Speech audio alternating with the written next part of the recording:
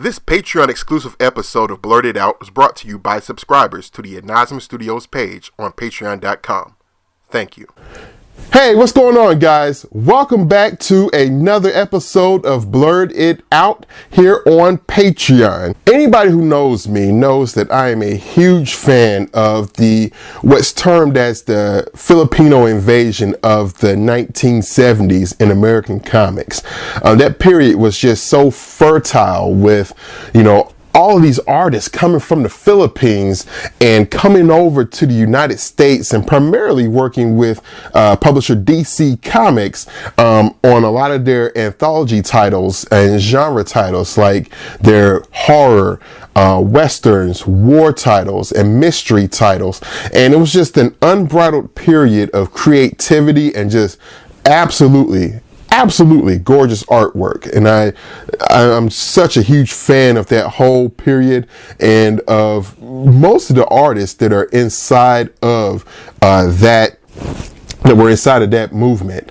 And I just can't get enough. And amongst those artists, for me, there's a personal trinity of artists that just do it for me. Foremost, and in no particular order, it's Nestor Redondo, Alfredo Alcala, and the subject of this episode, Alex Nino.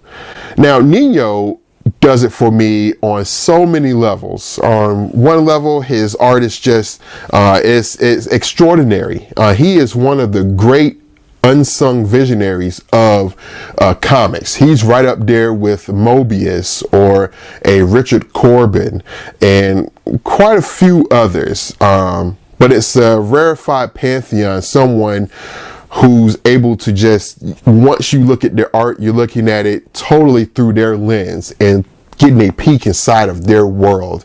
And his art just does that for me. So on this episode, I really wanted to share, my love and passion for his work, briefly, and just show some of the collection that I have of his work, and it's ever growing and ever burgeoning. So come on, let's take a look. First off, what really gave me the impetus to start collecting a lot of Nino's work, and moreover, a lot of the Filipinos artists' work, is this particular issue of Comic Book Artist. It's number 4, and it's cover dated September of 2004. And this book right here, this is like my 3rd copy of this particular issue. I've given my previous copies away, and I've always gotten a copy back because this is a Bible to me in terms of, my love and passion for the Filipino comics. It's a whole issue devoted not only to Nino, but also the history of Philippine comics. There's a great resource in here that names over 100 Filipino artists from that period and all of their works and so forth. But for Nino, for me, this actually was essential because it has a full-length interview with the man. And I remember getting a copy of this off the shelf when I worked in a comic shop back in 2004 when it premiered, and I instantly fell in love with this work. Now, I'd heard of Nino beforehand, but this article and this magazine in particular just fueled my passion. And it's gorgeous, absolutely gorgeous. The artwork that they have contained in here, along with the article, is fantastic. So, first off, you definitely need to hunt down a copy of this Comic Book Artist issue number 4, cover dated 2004. Check it out.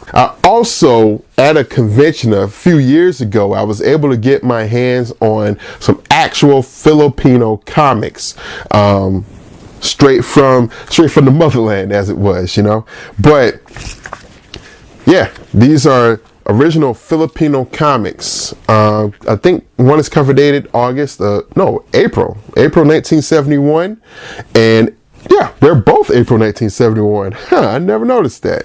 That's pretty cool. Excellent.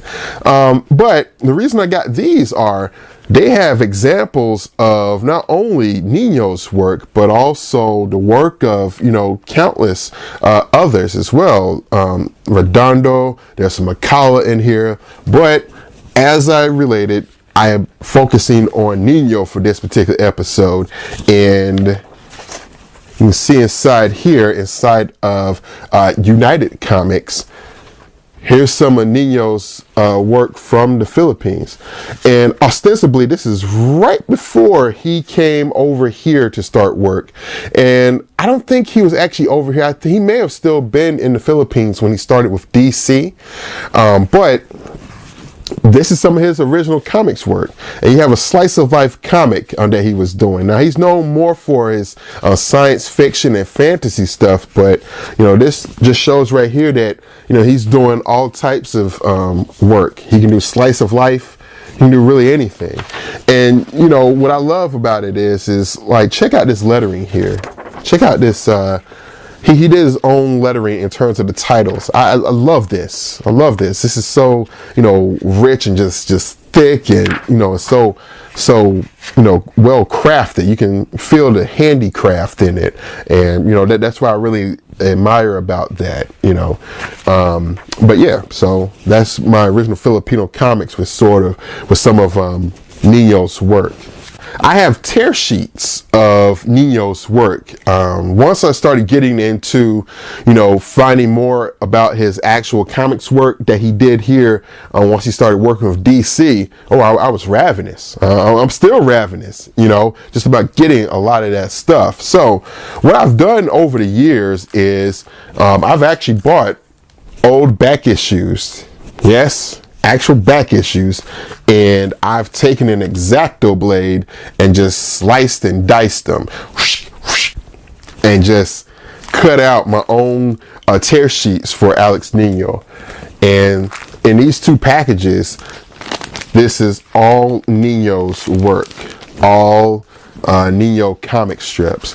And what I plan on doing eventually is getting these actually bound, but look at this. I mean, they smell, and they smell wonderful too. That newsprint, that aging newsprint. I mean, this stuff is fantastic, just fantastic.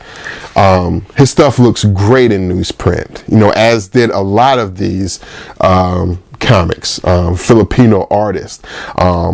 Just their inking really held up, extremely well under newsprint technology. And, I've been collecting them, very fervently for years now. So, I keep adding to, my tear sheets here every time, I come across his work on my checklist, and I just cut it out and add it to my bag here. And in my other bag, I believe this is all of his Captain Fear story. And this is a story that was in Adventure Comics. I think it ran from Adventure Comics 425 to issue 432 or 433, if I'm not mistaken. And I did the same thing. I bought those back issues as I could find them and afford them. And I just cut out the Captain Fear stuff. And, the beautiful thing about Captain Fear is, it's a complete little epic. And I can't say enough about this work. I mean, it's raw and just, so energetic. And the thing about Nino's work is how much it's very shape oriented in terms of, he does rendering, but a lot of his work, especially in his 70s work with DC and other things, is very just shape oriented in terms of it's very designed, how everything occupies its own space. And you can definitely see that here in a lot of his panel arrangements and the way certain design elements, really collude with one another to really form an interesting compositions and shapes. So, Captain Fear is, one of my favorite pieces by him. So definitely check that out if you get a chance. To my knowledge, they've never reprinted it, so you would have to go get those original back issues.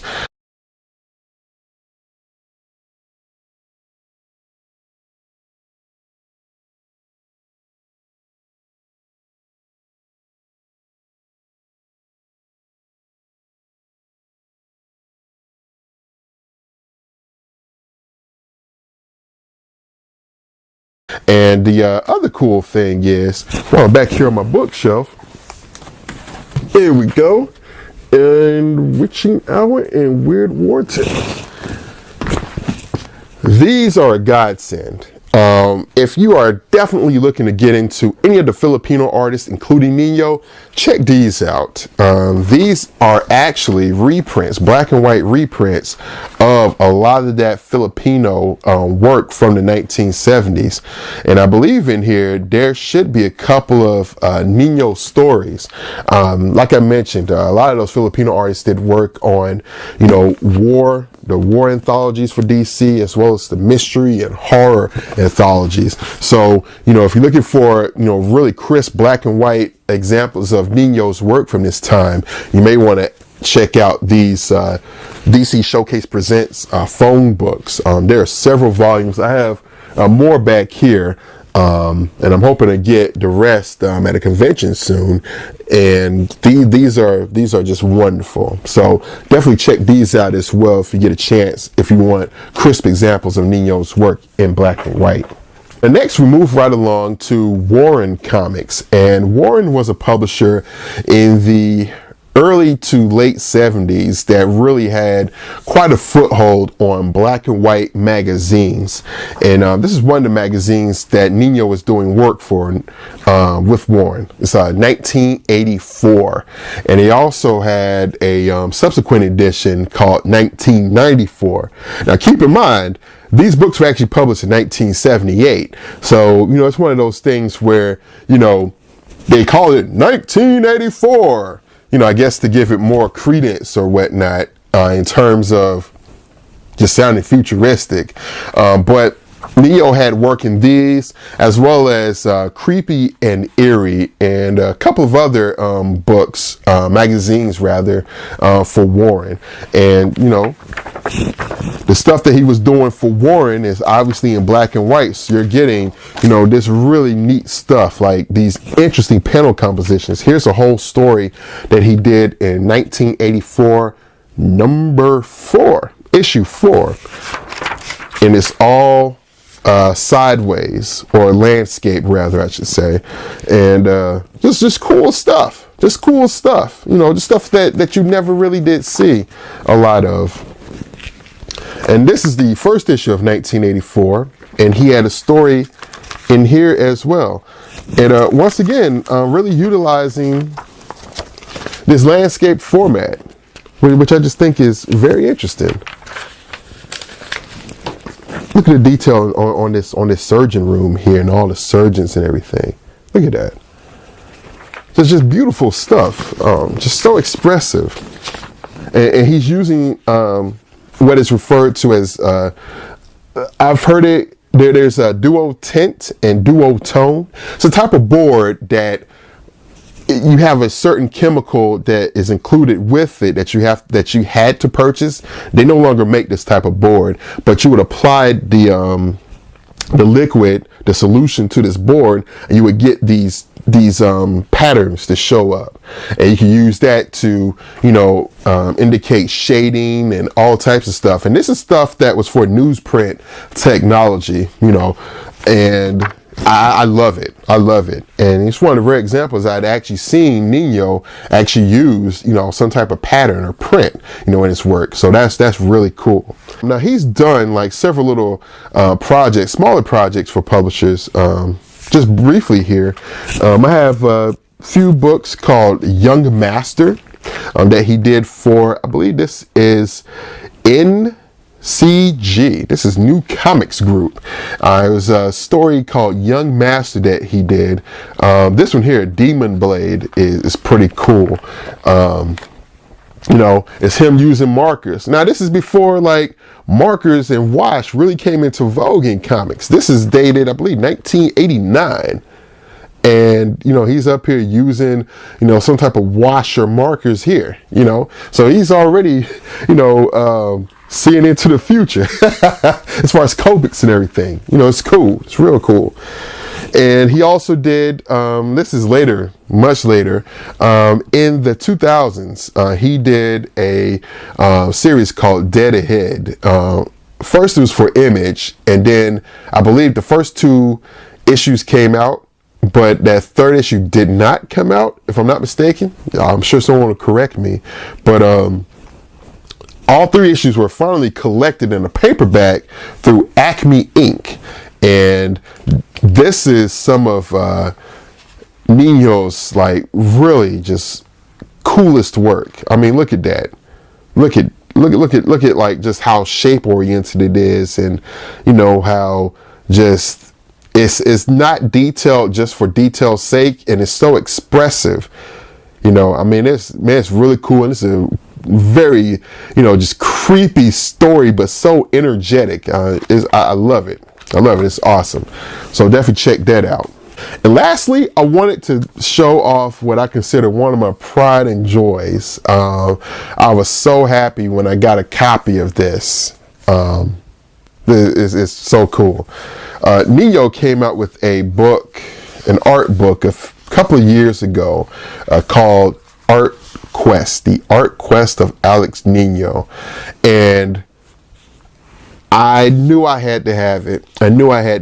Now, he printed these up himself, so, it's definitely a bit expensive. Not terribly so, but a bit expensive. But it was totally worth it. And the coolest thing about this is, not only did he sign it here, but check this out. He also included an actual sketch, and it's personalized to me, to Adrian, and signed by Mr. Nino himself. This is one of my joys here. This is one of the books that I really treasure because I love Nino's work so much, and it's just a collection of all of his personal pieces that he's done over, I'd say, the last few years prior to this book. And so you got Copic marker work, you have colored pencil work in here, and it's just marvelous. Look at this, just beautiful stuff. And you have some of his landscape pieces. I don't think these are from like his animation projects or anything like that, but no, just beautiful, absolutely gorgeous, just wonderful. It's just so wonderful. So, yeah, that's Art Quest of Alex Nino. Well, hey, look, guys, that's all I have time for. I hope you appreciated this very abbreviated look at Alex Nino's work, and I hope, that'll be fuel enough for you to go out and investigate his work on your own and definitely get into it. And hey, if you like what you see here, don't forget to like, share, and subscribe here on YouTube, and check out our Patreon at patreon.com/Inazuma Studios. Catch you guys later. Stay tuned for bonus content.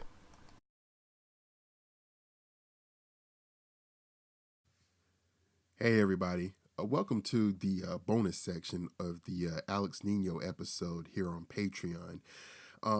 I couldn't let this episode go by without mentioning a few things in regards to Nino's work. Foremost of which is definitely in the episode, you saw that I showed a art book that he had published about 2 years ago, the Art Quest of Alex Nino. Well, he had actually put out an art book a few decades ago, back in 1977 to be exact, called Satan's Tears. Now, Satan's Tears is a very, very hard book to come by. and it's probably one of my top grails as far as collecting, just period. Um, like I mentioned, it was published in 1977, and it contains a lot of Nino's work from earlier in the decade, in the 70s, up until that point. But also, it's probably the most comprehensive art book for him, even to date, as well.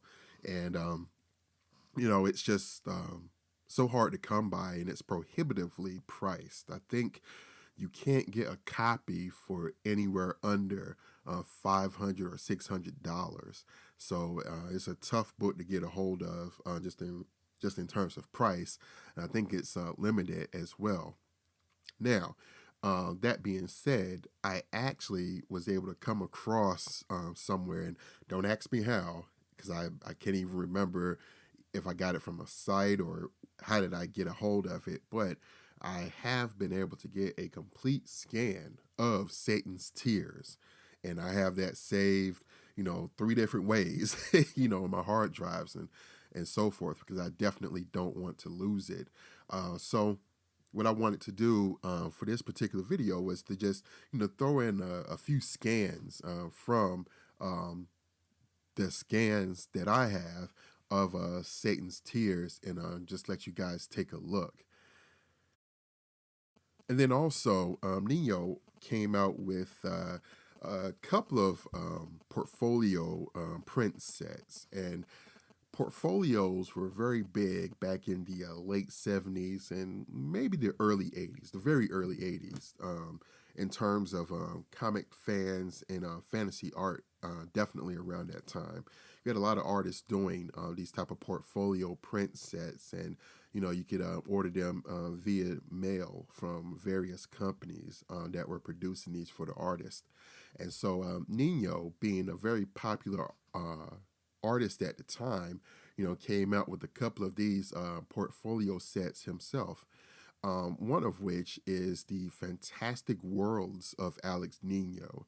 And this was a set of, I believe it was 9 color prints that were sent in a package. And they're really nice. I love the garishness of the colors on them. They almost look like something that you would hold under like a black light, for some type of cool effect. And who knows, maybe that was the intended effect. But, just again, just the expanse of Nino's imagination with these pieces is, very incredible to take a look at and to partake. So, as with Satan's Tears, I was able to get a scan of the complete set of this particular portfolio print set, and just had a few pieces that I've uploaded here for you guys to enjoy also. And then lastly, rounding out the bonus content here, um, I was talking about the portfolio sets, and the second one of which that comes to mind for Nino is going to be the Dark Sons of Gruaga portfolio print set.